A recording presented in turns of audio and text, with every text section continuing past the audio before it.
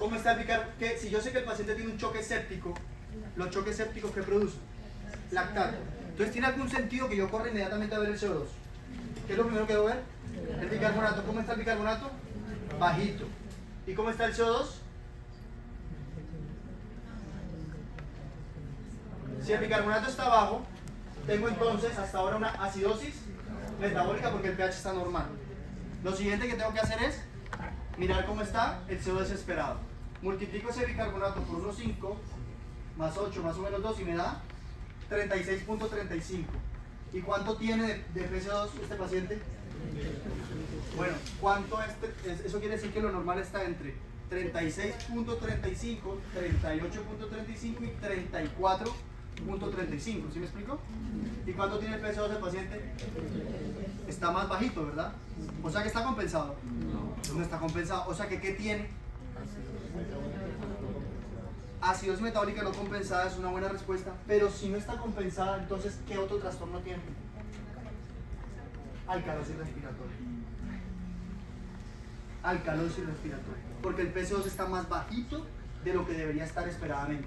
O sea, se quiere decir que este paciente está respirando mucho más de lo que debería respirar, por decirlo así. Ese es el trastorno mixto. El trastorno mixto está basado en un trastorno primario que hemos calculado y la respuesta nos dirá si está compensado o si tiene un trastorno mixto. ¿Listo? Acidosis metabólica más alcalosis respiratoria. Ese es el diagnóstico final. Muy bien. ¿Queda claro eso? Si tiene alguna pregunta, pregunta. En el tiempo he podido ver que hay algunas preguntas que surgen. Como por ejemplo, aquí alguien me hubiera dicho, doctor, si yo tengo un pH entre 7.36, que sé que no está en acidemia ni en alcalemia, pero también veo el CO2 en 33, es decir, está menor de 35, y el bicarbonato está menor de 18, ¿cómo sé si es acidosis metabólica o alcalosis respiratoria? Entonces mi respuesta siempre ha sido 1, el contexto clínico, y 2, el enfoque de la base exceso. ¿Cómo está la base exceso aquí? Negativa. Negativa. Si yo tengo base exceso negativa, quiere decir que yo tengo déficit de base. Y una base es toda aquella sustancia que tiene la capacidad de aceptar hidrogeniones. ¿Por qué razón tendría yo déficit de base? Porque aparece un hidrogenión que acidificó la sangre. O si no, porque tendría base exceso negativa. ¿Listo? Entonces ese es el enfoque de la base exceso cuando no tengo un contexto clínico. Pero aquí yo les estoy poniendo el contexto clínico. El paciente tiene choque séptico. Y la gran mayoría de las veces ustedes tendrán un contexto clínico en la urgencia. El paciente llegó con fiebre, o paciente se infartó, o el paciente es renal crónico. La primera, la que dice PEGI. Esa es otra, esa es calculada por lo del estafe. La que dice PEGI. Y el bicarbonato es el actual. Deben mirar. ¿Listo? Eso queda claro. Vamos entonces con la acidosis respiratoria o acidemia respiratoria, lo que quieran poner. Si está por debajo de 7.35, acidemia respiratoria. Si el PCO2 está mayor a 45, entonces se aumenta el CO2, aumenta el ácido carbónico y la respuesta será en el bicarbonato. Por eso es que las fórmulas están hechas para calcular el bicarbonato. Espera. Vamos a hacer el ejercicio.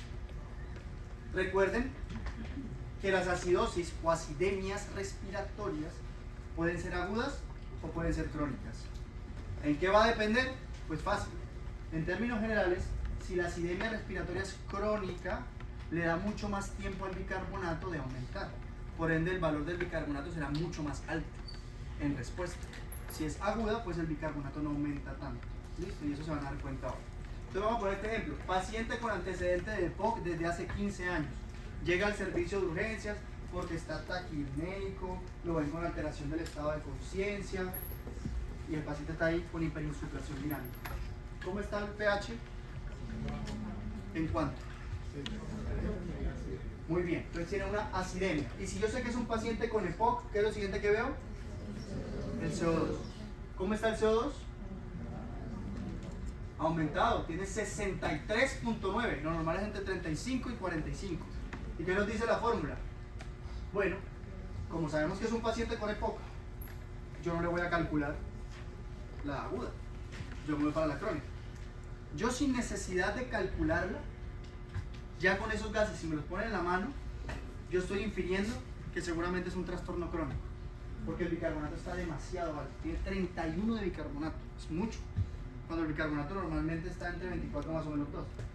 Y si tiene POC, lo más seguro es eso. Pero para ustedes que están apenas aprendiendo a interpretarlo, hagan siempre el ejercicio. Entonces aquí tienen pH, volvamos, menor de 7,35, acidemia.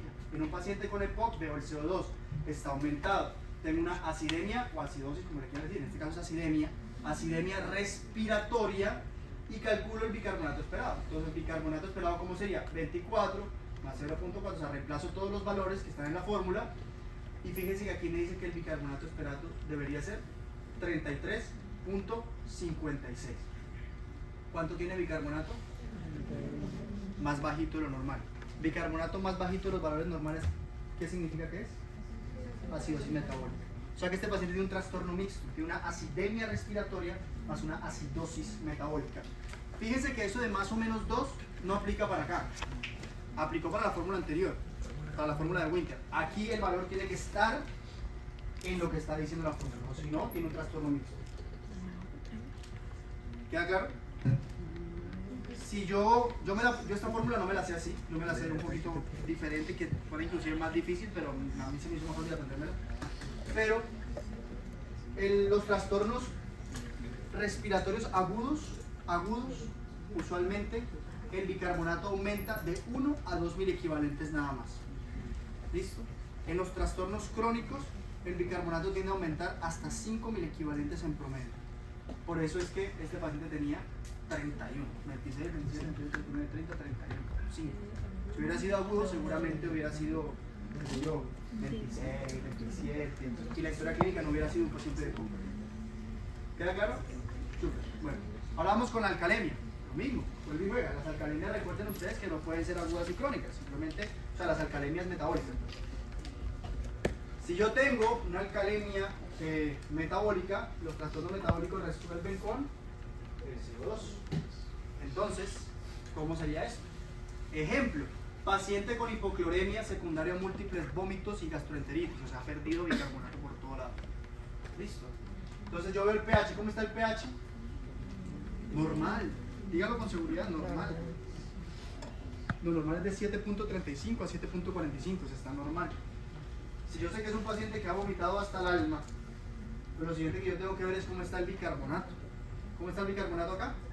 Ha aumentado, porque lo normal es 24 más o menos 2 y tiene 37,1. Entonces tengo una alcalosis metabólica porque no tengo impacto en el pH. Lo siguiente que tengo que ver es cómo está el CO2. Entonces le calculamos el CO2 esperado. Calculamos todo, reemplazamos todos los valores que estamos viendo en la fórmula, y aquí nos dice que la PCO2 esperada para este trastorno metabólico primario debería ser de 42,07. ¿Y cuánto tiene? 55,6. O sea que está por encima de lo que debería ser. Por ende, ¿cómo sería el diagnóstico final?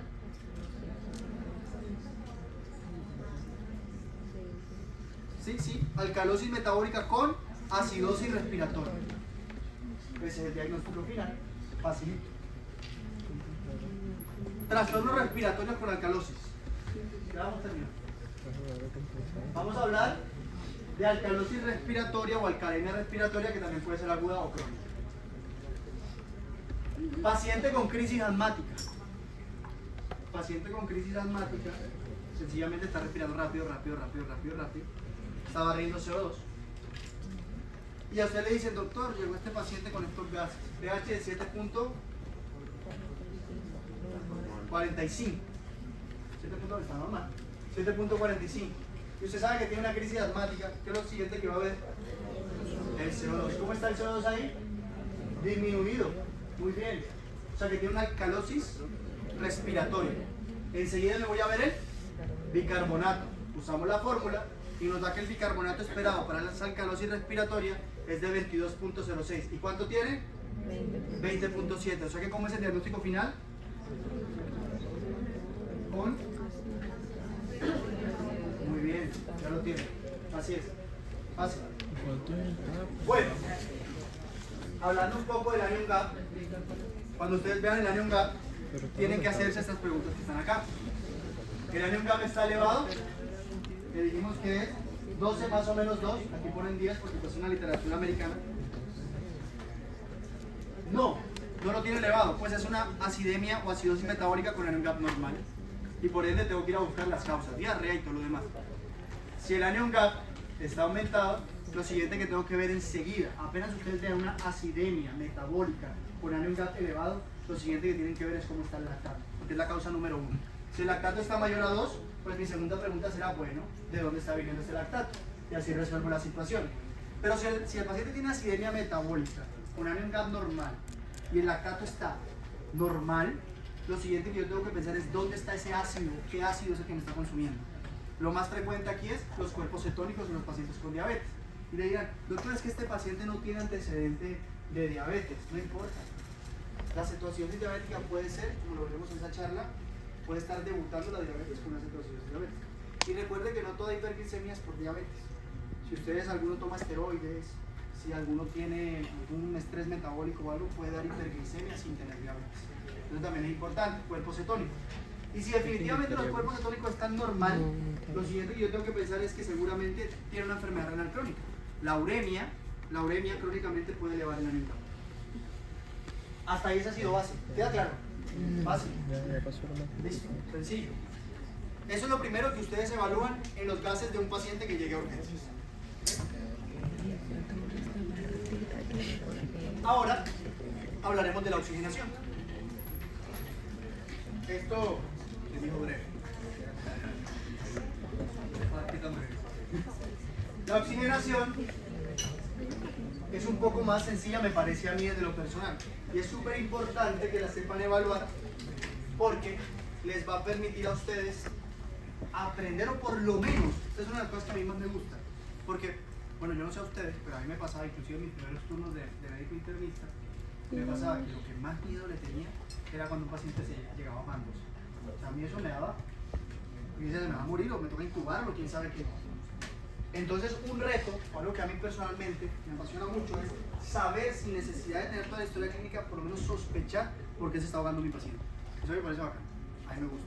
Si ustedes entienden esto, muy seguramente podrán aplicarlo. Entonces, lo primero, entender algunos conceptos a medida que uno va aumentando su altitud, pues obviamente la presión atmosférica va siendo menor. No es lo mismo aquí a nivel del mar en Barranquilla, que es aproximadamente 760 milímetros de mercurio, a por ejemplo Bogotá o Medellín, que puede estar entre los 500, 600, etc. Entonces, lo primero, y la próxima vez que yo les pregunte, ¿cuánto tiene de PAFI un paciente? ¿Qué es la PAFI? La PAFI es un cociente, es decir, es una división, es un índice que básicamente lo que divide es el valor de la PO2 que el paciente tiene en los gases y la fracción inspirada de oxígeno que está recibiendo. De todo lo que nosotros respiramos, solo el 21% es oxígeno. Y eso es lo que se llama la FiO2, que es la fracción inspirada de oxígeno. La fracción de todo lo que respiramos, ¿cuánto es oxígeno? Eso es FiO2. ¿Ya? Si yo divido la FiO2 ambiente, que es 21%, ¿verdad? En el denominador, tengo que dividir la presión arterial de oxígeno, es decir, cuánto tengo de oxígeno en la sangre. Si yo divido la presión arterial de oxígeno sobre la fracción inspirada de oxígeno, eso me va a dar un valor. Eso es lo que se llama la PAFI o el índice de Kirby. Y me permite a mí saber si un paciente tiene o no un trastorno de la oxigenación. Y dependiendo del valor, los puedo dividir en leve, moderado o severo. Una PAFI que está entre 200 y 300 es un trastorno leve de la oxigenación. Una PAFI que está entre 100 y 200 es un trastorno moderado, y una PAFI que está menor de 100 es un trastorno severo de la oxigenación. Eso lo tienen que tener clarísimo. Los dispositivos de oxigenación modifican la FiO2, por supuesto. Si yo a un paciente, a ver qué me dice esto, si yo a un paciente le pongo una cálula nasal a 3 litros, ¿cuánto le estoy dando de FiO2?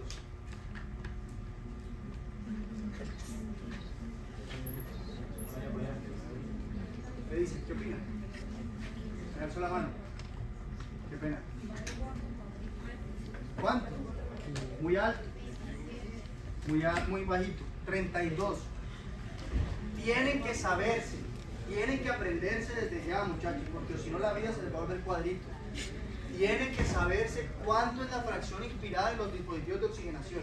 No es posible que el día de mañana ustedes sean médicos egresados de la Universidad del Norte y usted le diga a una enfermera, póngale una canulita 3 litros y no sepan cuánto le están dando de FIO2. Eso es una grosería, tienen que saberse.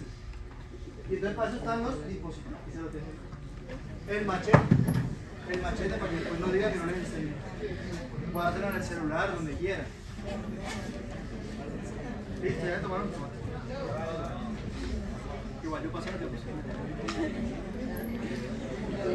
Y aquí es donde empieza todo el mundo a convulsionar. Esto que ustedes están viendo es. Ustedes acaban de salir del respiratorio. Ustedes deben saber fisiología de respiración más que yo, sin duda alguna. Ustedes ventilan en lo que sea. Fue el primer semestre, ¿cómo así? ¿Quién les da fisiología respiratoria?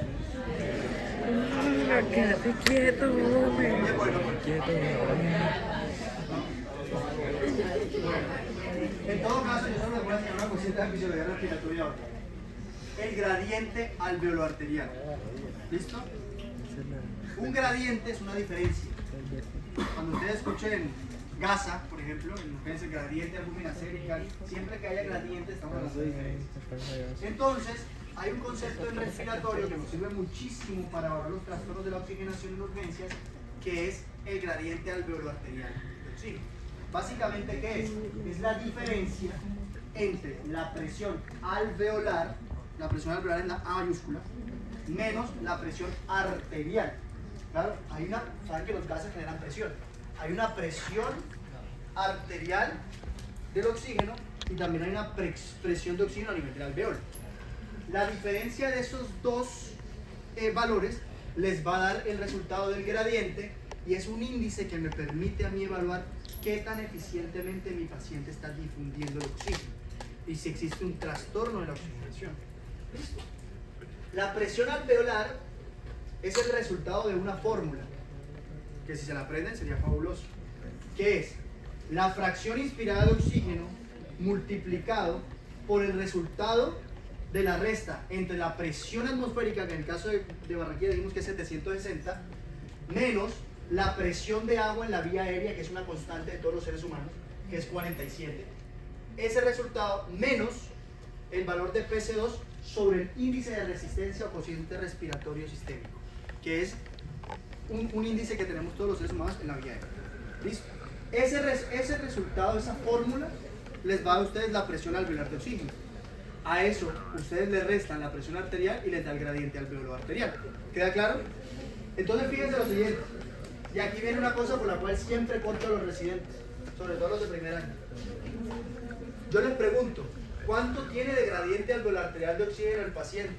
Y me dicen, doctor, tiene un trastorno de la oxigenación porque el gradiente está en 50. Me dicen así. Y yo les digo, ustedes ya se dieron cuenta que el paciente al que usted le acaba de sacar el gradiente ya tiene oxígeno. O sea, ya tiene cánula de oxígeno. Y si ustedes son, digamos que curiosos, entenderían que si yo a un paciente le pongo oxígeno, apenas yo le cambio el oxígeno, el FIO2, esto pierde valor. Porque en la fórmula estoy modificando la FIO2. Entonces puede que la fórmula me muestre un gradiente alto, pero el gradiente está alto es porque le aumenté la FIO2, por ende la presión alveolar aumentó. Entonces cuando yo calculo el gradiente alveolo-arterial, muchachos, lo hago con gases arteriales sin oxígeno, o si no pierde relevancia.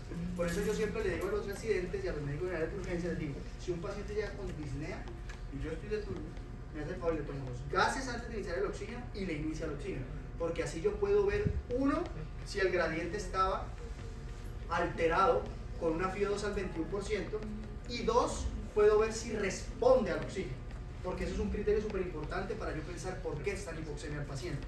No es lo mismo un paciente que está desaturado, que yo le pongo oxígeno y responde, a uno que yo le pongo oxígeno y no responde. Las patologías son distintas. Entonces de ahí la importancia de saber hacer las cosas. Y este es el enfoque de la hipoxemia. Señora. No escucho.